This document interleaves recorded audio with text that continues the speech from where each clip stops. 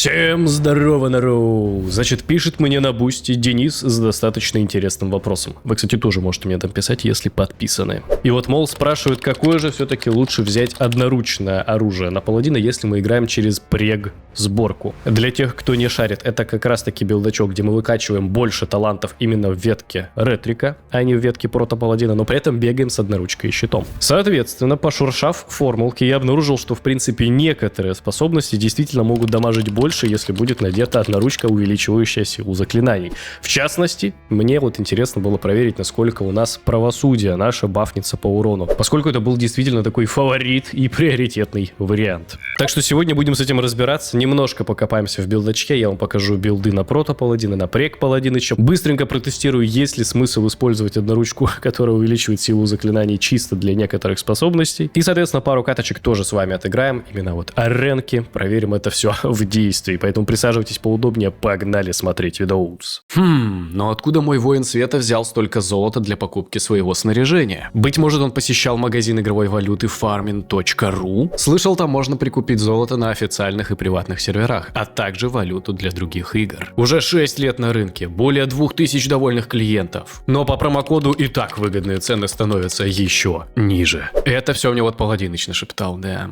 Прикол в чем? Если мы играем за прото-паладина, билд, который сейчас увидите на экране, то у нас есть замечательнейший талант, который называется Касание Света. И этот талант разгоняет нашу силу заклинаний на 60% от нашей силы. То есть, чем больше силы, тем больше и силу заклинаний соответственно. И 60% это реально дохрена. Благодаря чему наши кнопки, которые дамажат холли магии, будут, соответственно, больше урона иметь. Ну и при этом всем еще критовые хилки, конечно же, тоже, естественно, начинают эффективнее работать. Данный билд максимально приколен тем, уже это обсуждалось, что милишные классы вам, ну вот, очень мало депаса наносят. Прото-паладина просто невозможно пробить мили-тычками. Там постоянные блоки, парирование, депаса тупо нет, все срезается. Но жертвуете вы, естественно, помощью своей команде, ну и себя тоже хилить вы будете менее эффективно, поскольку у вас не будет, во-первых, таланта искусства войны, то есть не будет быстрых проков на вспышку света, и вам придется именно кастить ее. При этом всем у вас также отсутствует талант божественный замысел, то есть вы фридомом уже не можете диспелить оглушение, и также вы не можете помогать там лекарю своему условно, если на него разбойник сядет. Ну, короче, сам по себе протик достаточно живучий, у него есть супер прикольные дамажные кнопки, и, допустим, щит Мстителя это вообще одна из лучших вещей, которые у прото-паладиныча есть. Кидаете щит, еще и с немотой, на дистанции, йоу, это супер прикольно. Но в плане универсальности он проигрывает, потому что, да, вы все еще можете подиспелить различную негативную хрень с ваших тиммейтов очищением, но уже вот, да, и мгновенного хила нет, и диспела станов нет, в общем, такое. Второй вариант билда, это уже так называемый прег-паладин, где больше от ретрика, меньше от прото-палыча, но все еще бегает с одноручкой и со щитом. Если правильно отыгрывать прег-паладинычем, данная сборка является, наверное, сильнейшей, в принципе, до появления прям супер топового хая гира, когда там шемки уже у вас в инвентаре лежат, тогда надо просто в базового ретрика ребилдиться и играть с кайф. Но вот пока шемки нет, наверное, все-таки прег-палыч будет самым таким OP-шным. Из прото-ветки мы, естественно, здесь жертвуем вот этими приятными талантами на селф-защиту от милишки, скажем так, жертвуем щитом Мстителя, многими вообще, по сути, талантами, да, здесь, естественно, придется пожертвовать. И самое то, что печально, именно талант Касания Света, который конвертирует 60% силы в силу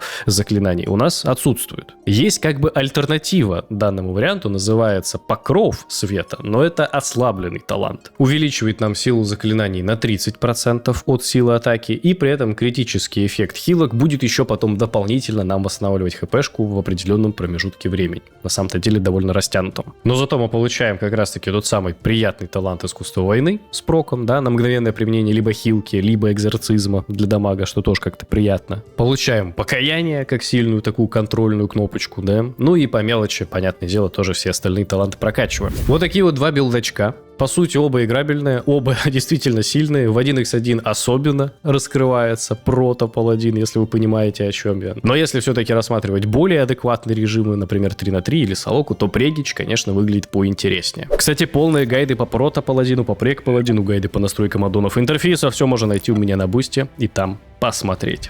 Ну что ж, теперь давайте как раз-таки проверим легенду на использование нужной одноручки. Я провел 2 попытки. Одна из попыток была реализована, когда я взял себе пушку пушку, которая увеличивает силу заклинаний на 701 единицу. При этом скорость у данной пушки была 1,6. И вторая попытка, соответственно, когда я взял уже более-менее адекватное оружие, одноручный меч со скоростью 2,6 и который увеличивает силу атаки на 115. Тестировал все это дело я именно в прег-билде, соответственно, и использовал, по сути, основные способности, а именно правосудие, экзорцизм под проками, щит праведника, соответственный. Ну, также еще освещение решил постелить, на всякий случай тоже проверим, почему и нет. Ну, естественно, с печатью мщения все это дело происходило. Печать мщения тоже по факту имеет несколько типов депоса. Во-первых, у нас идет периодический урон, который вот такой тикающий, да, бам-бам-бам со временем. При этом, когда 5 раз настакивается данная печать, наши автоатаки начинают наносить урон дополнительный в виде холи магии. И еще, по-моему, она взрываться может, скажем так, мгновенно нанося урон, что, соответственно, тоже является отдельным параметром.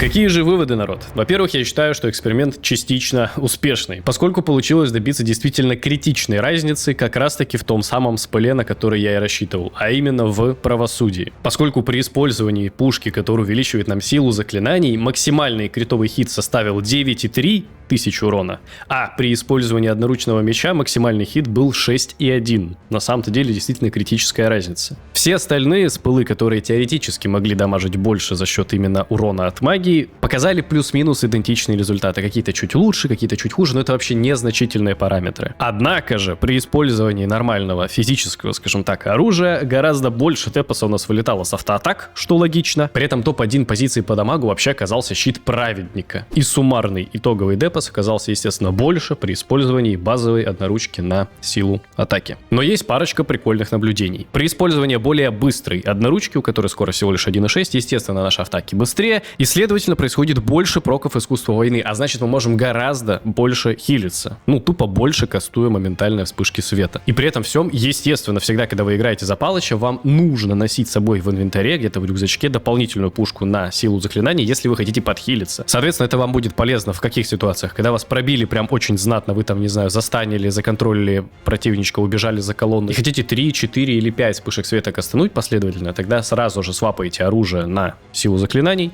кастуете свой хил, гораздо больше лицо себе поднимаете. Либо еще один сценарий чисто теоретически может быть, я уж не знаю, конечно, при каких обстоятельствах, но, допустим, вы не можете никак убежать от противника, но вам нужно хилиться, и хилиться много. В этом случае тоже есть резон пожертвовать депосом, свапнуть оружие на более быстрое, и которое также еще и силу заклинаний вам увеличивает. Вы будете быстрее тычковать, больше проков искусства войны ловить, и, соответственно, прямо в бою вспышки света тоже моментально на себя кастовать. При этом вы, конечно, да, потеряете в депосе, но не то чтобы прям супер критично, все равно из вас дамаг вылетать будет, это нормально.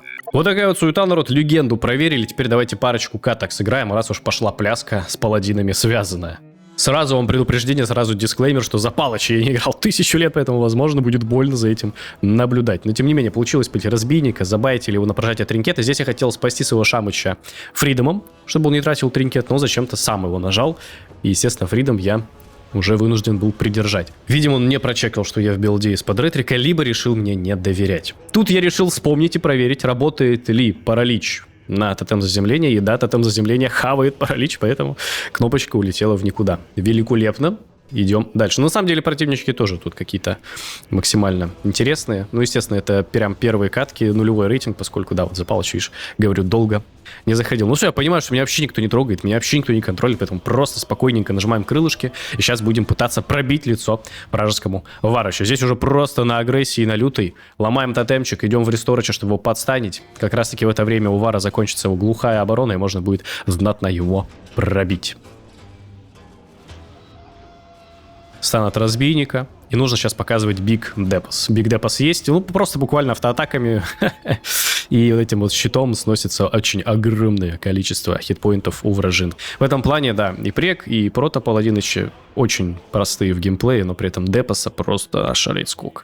Вот он наглядный, соответственно, пример в моем исполнении, что да, действительно, играя за прек-паладина или за прото-паладина, в плане нанесения Депоса все, ну, настолько элементарно, что ошибиться просто невозможно. Тем не менее, это не означает, что урон маленький, потому что вот посмотрите, насколько большие цифры Депоса. А ведь это еще и гир у меня максимально базовый, максимально максимально дефолтный, максимально слабый. Еще одна котеечка. Здесь я решил прямо на весь бой надеть, соответственно, оружие, которое увеличивает силу заклинаний. Да, несмотря на то, что я потеряю в эффективности в уроне, просто чисто ради проверки. Не везет, кстати, второй раз мне с данной ареной, прям максимально ее вообще не люблю, терпеть не могу, не мое. И, понятное дело, еще сетап тоже так достаточно противный у них. Но зато у меня есть баланс друид, который, опять же, на лоу рейтинге просто нажимает буквально звездопад, и это означает, что миллионы и тонны депоса будут из него вылетать. Не могу найти себя, опять же, в бою, что-то бегаю, что-то прыгаю, туда-сюда, я не знаю, передвигаюсь. И вот мы подходим к разбойнику, и, по идее, сейчас в спину можно его ковырять спокойно, и магией тоже параллельно дамажить. Не забываем помогать своим тиммейтам, диспелить их. И здесь как бы без шансов умирает разбойник. Решил упороться в моих тиммейтов и, соответственно, залосал своего лекаря. Ну да, катка, конечно, не то чтобы какая-то показательная. Но, тем не менее, просто посмотрим, какие вообще, в принципе, позиции по урону здесь получилось у нас увидеть. Что у нас там много дамажило, что мало. Ну, понятное дело, да. Мункинов здесь никак и передамажим, но, по крайней мере, больше депса, чем у других противников. Уже хорошо. Ну и вот мы можем видеть, соответственно, что да, экзорцизм достаточно много дамажил в топ-2 позиция, правосудие много дамажило топ-3 позиции. Но все, что связано с физикой, улетает куда-то вниз. И вот даже щит, который, по идее, должен быть топ-1 или топ-2 хотя бы позиции, в идеале топ-1, он где-то внизу находится, и мы депса из-за этого не набираем. В частности, возможно, это связано с тем, что разбойник постоянно эвейжн нажимает, и туда именно магией дамажить и надо в основном. Но, тем не менее, такие вот у нас результаты. Вот такой вот у нас видос на сегодня, народ. Приглашаю в комментарии всех знатоков паладинов. Вы разъебываете меня по фактам. Это будет супер полезно. Всем же вам я желаю удачи, народ, прогрессии в PvP, в PvE. Всем на сегодня. Пока!